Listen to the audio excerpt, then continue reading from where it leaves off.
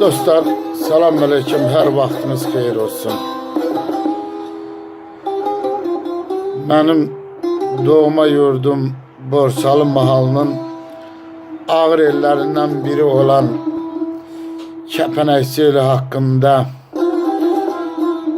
Salman Bey'in Mollayev Ekrem kardeşine müraciət edilərək onun isminde Kəpənəkçidə adlı bir güzel şiir yazıp o şiiri demek istiyorum. O şiiri dememişten evvel onu size diyeyim ki benim Kəpənəkçi eline çok büyük hürmetim var.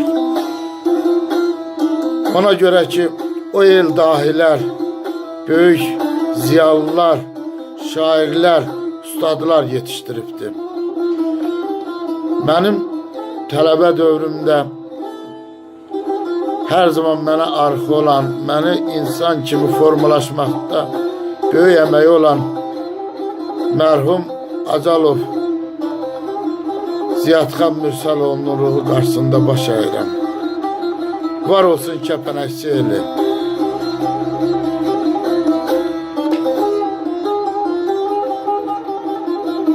Deyir, ay Əkrəm qardaş, gəl söhbət eyləyək. Gör nələr görmüşəm Kəpənəkçidə. Mən bir danışım, sən hesaba çək. Əsl hünər görmüşəm Kəpənəkçidə.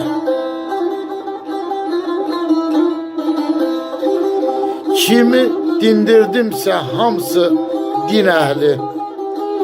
Hansı evə getdimsə duzlu, çörəkli. Dili bayatılı, boynu təsbihli. Nənələr görmüşəm Kəpənəkçidə.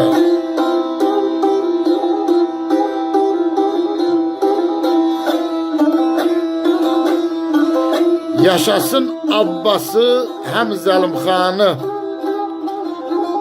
Abbas Abdullah'ın qaynardı qanı, Allah rəhmət eləsin.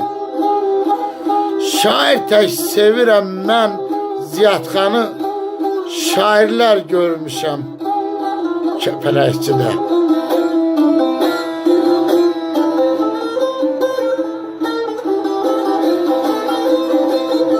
Bədəlov Rəşid, Yaqubov Cingiz, Bədəlov Abbas İlqarına düz, İsmail dayımız sadə əməli düz.